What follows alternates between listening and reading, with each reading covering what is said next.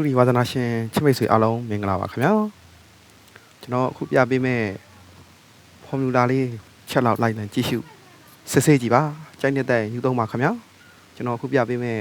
ကဏ္ဍအဆုံးကြပြီးတိုင်းမြန်မာပါဝါထိုင်းပါဝါလာတဲ့ဖော်မြူလာလေးပဲဖြစ်ပါတယ်ဟုတ်ကဲ့ကျွန်တော်လွန်ခဲ့တဲ့2020 2021 2022 2023အဲ့ဒီလွန်ခဲ့တဲ့ခုနှစ်တွေကိုတော့ကျွန်တော်တော့မကြည့်တော့ဘူးပေါ့ခင်ဗျာကျွန်တော်ဒီတစ်နှစ်ခွဲကလင်နာလေးနဲ့ဟိုအချိန်ကြီး17ချိန်မြောက်အောင်သွားပြီး12ချိန်မြောက်ထိရောက်လာခဲ့တဲ့ဖော်မြူလာလေးကိုတစ်ချက်ပြသပေးသွားမှာဖြစ်ပါတယ်ခင်ဗျာကြိုက်နေတဲ့ဆိုရင်ယူသုံးပါမကြိုက်နေတဲ့ယူမသုံးပါနဲ့ခင်ဗျာနှစ်ကွက်သေးပဲကျွန်တော်တို့17လပိုင်း18ရက်နေ့ကနေ17လပိုင်း21ရက်နေ့ထိ main order နှစ်ကွက်သေးကိုပဲကျွန်တော်ချပြသွားမှာဖြစ်ပါတယ်မိတ်ဆွေတို့ကြိုက်နေတဲ့ဆိုယူသုံးပါကျွန်တော်ရဲ့အချိန်လေးအကုန်ခံပြီးအုံနောက်တွေအချောက်ခံပြီးရှာဖွေထားတဲ့ကဏ္ဍအဆုံးကြပြီးတိုင်းထိုင်းပါဝါမြန်မာပါဝါလာသည်ဆိုတဲ့ဖော်မြူလာလေးကိုတစ်ချက်ပြသပေးသွားမှာဖြစ်ပါတယ်မိတ်ဆွေတို့ကြိုက်နေတဲ့ယူသုံးပါခင်ဗျာကျွန်တော်တူရီဆရာဆာမတစ်ချက်တော့ကျွန်တော်နဲ့အတူတူလိုက်လံကြည့်ရှုစစ်ဆေးလိုက်အောင်နော်တော့လွင်ကဒီကဏ္ဍအဆုံးကြပြီးတဲ့အပတ်တိုင်းပေါ့ကဏ္ဍအဆုံးကြပြီးတဲ့အပတ်တိုင်းမှာကျွန်တော်တို့3ညကနေ9ထိနော်3ည1 2 3 4 5 6 7 8 9ထိကဏ္ဍ10လုံးစုံနိုင်နောက်တစ်ပတ်မှာသူ့ရဲ့နောက်တစ်ပတ်မှာကျွန်တော်တို့ထိုင်းပါဝါမြန်မာပါဝါလာမယ်ပေါ့ဗျာနော်ထိုင်းပါဝါမြန်မာပါဝါလာမှာဘလို့လာလဲဆိုလို့ရှိရင်ကျွန်တော်တို့ဗုဒ္ဓဦးညမနက်ခင်းထွက်ကနန်းအပိတ်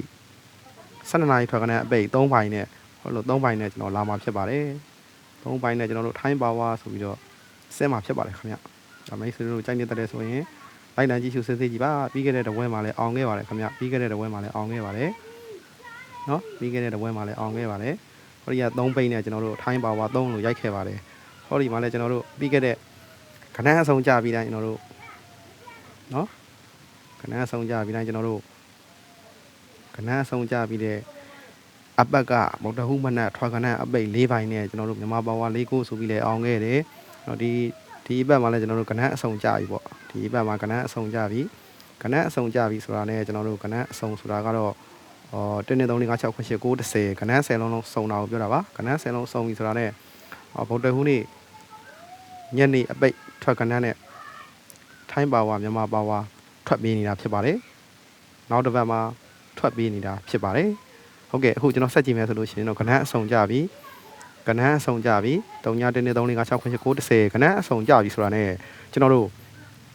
့ဗုဒ္ဓဟူးနေ့မနက်12နာရီထွက်ကဏ္ဍအပိတ်နဲ့ကျွန်တော်တို့ထိုင်းပါဝါဆိုပြီးတော့နောက်တစ်ပတ်မှာထွက်ပြေးပါတယ်ဟုတ်ကဲ့ဆက်ကြည့်မယ်ကျွန်တော်တို့ဟောဒီမှာလည်းကဏ္ဍအဆုံးကြပါတယ်ကဏ္ဍအဆုံးကြပြီဆိုတာနဲ့ကျွန်တော်တို့3ည1 2 3 4 5 6 9 10ကဏ္ဍအဆုံးပြီဆိုတာနဲ့ကျွန်တော်တို့ဗုဒ္ဓဟူးနေ့မနက်ခင်းအပိတ်ကဏ္ဍ3ပိုင်းနဲ့ကျွန်တော်တို့ထိုင်းပါဝါဟောဒီမှာ13ဆိုပြီးထွက်ပြေးပါတယ်ခင်ဗျာကျွန်တော်13ဆိုပြီးထွက်ပြေးခဲ့တယ်ဒီဆိုတော့ချက်နေတဲ့ဆိုယူသုံးပါဟောဒီက3ပိုင်း3ပိတ်နဲ့13ဆိုပြီးတော့ကျွန်တော်တို့ရိုက်ပေးပါတယ်ခင်ဗျာ13ဆိုပြီးရိုက်ပေးပါတယ်ဒီဆိုတော့ချက်နေတဲ့ဆိုရင်ယူသုံးပါနော်ယူသုံးပါကျွန်တော်ကတော့အများကိုပြသပေးနေရပဲဖြစ်ပါလေခင်ဗျာအများကြီးချက်နေတဲ့ဆိုရင်ယူသုံးပါ3ပိုင်းနဲ့3ပိတ်နဲ့ကျွန်တော်တို့ပြသပြီးတော့ဒီမှာကဏ္ဍအဆုံးကြပြီ3ညနေပြီးတော့ကဏ္ဍအဆုံးကြတယ်ကဏ္ဍ10လုံးစုံပြီဆိုတာနဲ့ကျွန်တော်တို့ဗုဒ္ဓဟူးမနက်အပိတ်မနက်ခင်းထွက်ကဏ္ဍအပိတ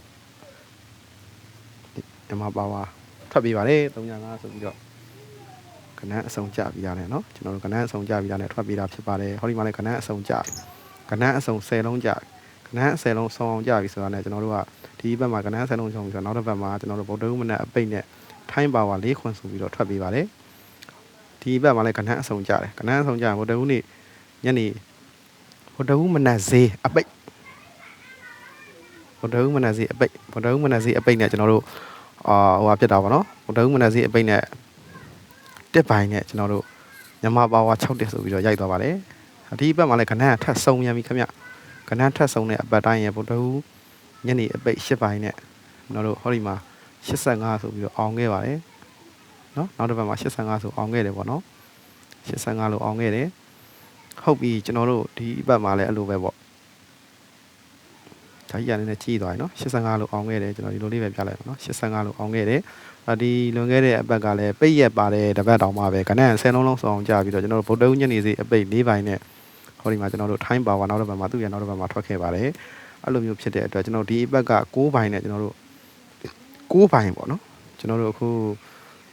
17လပိုင်း10ရက်နေ့ကနေထွက်ခဲ့တဲ့ဗုဒ္ဓဦးမနက်ခင်းဈေး69 62မှာ9ပေါ့နော်69မနက်ခင်းဈေး69 9ဘိတ်နဲ့ကျွန်တော်တို့ကထိုင်းပါဝါ90မြန်မာပါဝါ39ကျွန်တော်တို့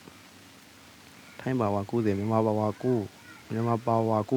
94ထိုင်းပါဝါ90နဲ့မြန်မာပါဝါ94ကိုကျွန်တော်ကတော့ဟိုဖြစ်မှာဖြစ်ပါတယ်ရှူ main on အနေနဲ့ကျွန်တော်ပေါက်သီးတစ်ချိန်သာရရှိအောင်ကျွန်တော်ဟိုဖြစ်မှာရှူမှာဖြစ်ပါတယ်ခင်ဗျနော်ကြိုက်နေတဲ့ယူသုံးပါ90 94နှစ်ကွက်ထဲပါဘာလို့နှစ်ကွက်ထဲကိုယူတာလဲဆိုတော့မိတ်ဆွေတို့ဒီမှာရှေ့မှာပြခဲ့ပြီးပြီဟိုဒီမှာလည်းပြခဲ့ပြီးပြီပေါ့နော်ဟိုဒီမှာလည်းပြခဲ့ပြီးပြီကနန်း10လုံးစုံတာနဲ့ကျွန်တော်တို့သူ့ရဲ့နောက်တစ်ပတ်မှာမြန်မာပါဝါထိုင်းပါဝါထွက်ပေးနေတဲ့ဖော်မြူလာလေးတွေကတော့တစ်ချိန်2ချိန်3ချိန်4ချိန်5ချိန်6ချိန်9ချိန်10ချိန်9ချိန်10ချိန်12ချိန်12ချိန်မြောက်ကိုရောက်ရှိလို့လာခဲ့ပြီပေါ့ခင်ဗျာဟုတ်ကဲ့12ချိန်မြောက်မှာဘာတွေထိုးရမှာလဲဆိုလို့ရှိရင်10လ17လပိုင်း18ရက်နေ့ကနေ17လပိုင်း21ရက်နေ့ထိကျွန်တော်တို့ဗုဒ္ဓဦးမနက်ထွက်ကနန်း69ကိုအပိတ်နဲ့ကိုယ့်ရဲ့မြန်မာပါဝါ94ကိုယ့်ရဲ့ထိုင်းပါဝါ90မိန်အောနောက်ကွက်ကိုကျွန်တော်တို့ကစားမယ်ဆိုရင်တော့တစ်ပတ်အတွင်းမှာပေါက်သီးတစ်ချိန်သာရရှိပါလိမ့်မယ်ဟုတ်ကဲ့ကျွန်တော်ရှာဖွေထားတဲ့ဖော်မြူလာလေးကိုတစ်ချက်ပြသပေးတာပါကြိုက်နေတတ်တယ်ဆိုယူသုံးပါခင်ဗျာနော်ကြိုက်နေတတ်တယ်ဆိုယူသုံးပါ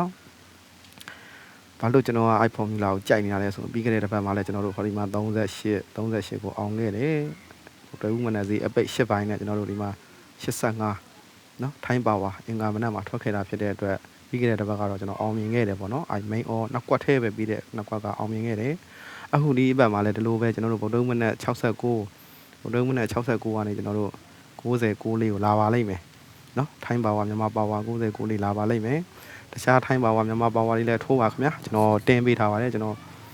အကောင်းဆုံးတင်ဆက်ပြသပေးတော့တာပါကျန်တဲ့ဟာတွေကိုကျန်တဲ့ကနန်းတွေကျန်တဲ့အခွေတွေကကြိုက်နေတဲ့ကစားပါဒီ main on network ကိုတော့10ချိန်လုံးမှာမိတ်ဆွေတို့အနေနဲ့ထည့်သွင်းပြီးတော့မဖြစ်မနေကစားတင်ပါတယ်90 လေး main on network ကိုကျွန်တော်ပြသပေးနေတာဖြစ်ပါတယ်ဟုတ်ကဲ့ကျွန်တော်ဒုတိဆရာဆန်းတင်ပေးနေတဲ့ formula လေးတွေပဲဖြစ်ပါတယ်ခင်ဗျာကျွန်တော်တပတ်စာမှာလည်းကျွန်တော်ဒီလိုလေးတွေတင်ပေးထားတယ်တပတ်စာမှာလည်းဒီလိုလေးတွေတင်ပေးထားတယ်เนาะကျွန်တော်18လပိုင်း21ရက်နေ့ကနေ17လပိုင်း18ရက်နေ့ရပြီးတော့17လပိုင်း21ရက်နေ့ထိကျွန်တော်တင်ပေးထားတာဖြစ်ပါတယ်မိတ်ဆွေတို့အနေနဲ့ကြိုက်နေတတ်တယ်ဆိုရင်ယူသုံးပါ like လေးတွေ share လေးတွေနဲ့အားပေးပါအောင်ကျွန်တော်တပတ်စာပြသပေးတာဖြစ်ပါတယ်ခင်ဗျာ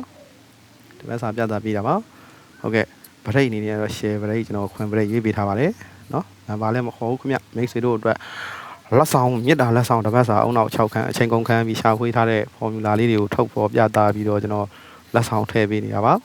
เนาะလက်ဆောင်ထည့်ပေးနေတာပါချက်နေတတ်တဲ့ဆိုယူသုံးပါကျွန်တော်ရဲ့ပတ်တီးကတော့ main ပတ်တီး6ပါ6ပတ်တီးဖြစ်ပါတယ်ဗျ17လပိုင်း18ရက်နေ့ကနေ17လပိုင်း24ရက်ထိပတ်တီး6ပါမွေးခွက်အနေနဲ့ကတော့မွေးခွက်3ခွက်အနေနဲ့ကတော့ဟောဒီမှာ3ညနှစ်1ကို1 1ကိုပြသပေးထားတာဖြစ်ပါတယ်ဟုတ်ကဲ့ဒီဆိုတော့ချက်နေတတ်တဲ့ဆိုယူသုံးပါကျွန်တော်ကတော့အကောင်းဆုံးတင်ဆက်ပြသပေးနေရပဲဖြစ်ပါတယ်เนาะတော့ဒီမှာကျွန်တော်တို့ထိုင်းပါဝါဆိုတာဘာလဲဆိုတာမသိတဲ့လူတွေအတွက်ဟောထိုင်းပါဝါကျွန်တော်တို့1326 4.58เนาะ1326 4.58ကိုပြသပေးပါတယ်ထိုင်းပါဝါဆိုတာဘာလဲဆိုတာမသိတဲ့သူတွေအတွက်ဒီမှာထိုင်းပါဝါ1326 4.58 90ပါခင်ဗျာဟောဒီက90 main လေးကိုကျွန်တော်ရွေးပေးထားပါတယ်90 main နဲ့ဟောဒီက49 main လေးကိုကျွန်တော်ရွေးပေးထားပါတယ်မြန်မာပါဝါထိုင်းပါဝါမိတ်ဆွေတို့အနေနဲ့ချက်နေတတ်တဲ့ဆိုယူတော့ပါခဏအဆုံးကြပြီးတိုင်းမှာပါဝါတေချာပေါက်လာပါလိမ့်မယ်ခဏအဆုံးကြပြီးတိုင်းမှာပါဝါတေချာပေါက်လာပါလိမ့်မယ်เนาะ18လပိုင်း17လပိုင်း18ရက်နေ့ကနေပြီးတော့17လပိုင်း21ရက်နေ့ထိတပတ်စာမှာကျွန်တော်တို့အောင်မြင်မှုတွေရရှိပါစေလို့ဆုမွန်ကောင်းတောင်းရင်းနဲ့ကျွန်တော်ဒီ share main နှစ်ကွက်90နဲ့94 share main နှစ်ကွက်ကိုရွေးထုတ်ပေးထားပါတယ်เนาะကံကောင်းကြပါစေတူတီဆရာဆန်ကျွန်တော်ရဲ့တူတီဆရာဆန်လေးကို like လေး share လေးတွေနဲ့အားပေးကြပါဦးကျွန်တော်အကောင်းဆုံးတင်ဆက်ပြသပေးနေတာပါနော်မိတ်ဆွေတို့အနေနဲ့ကိုကြီးရမှာလက်မလေးတွေနှိပ် share လေးတွေနှိပ်ပြီးတော့အားပေးပါဒီကဏ္ဍနေတေချာပေါက်ထွက်ပါလိမ့်မယ်ခင်ဗျာထိုင်းပါဝါမြန်မာပါဝါတွေတေချာပေါက်ထွက်ပါလိမ့်မယ်ဟုတ်ကဲ့ကံကောင်းကြပါစေခင်ဗျာကျွန်တော်တို့လာမယ့်အပတ်မှာကဏ္ဍနေဆောင်းဆိုင်ရင်းနဲ့ကျွန်တော်ရဲ့ formula တွေအောင်မြင်မလားမအောင်မြင်ဘူးလားစောင့်ကြည့်ရင်းနဲ့ကျွန်တော်တို့မိတ်ဆွေတွေနဲ့အတူ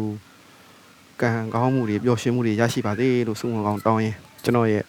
ဗီဒီယိုဖိုင်လေးကိုညီကုန်းချုပ်လိုက်ပါတယ်အားလုံးကံကောင်းကြပါစေဗျာကွက်လက်ဘိုင်ဘိုင်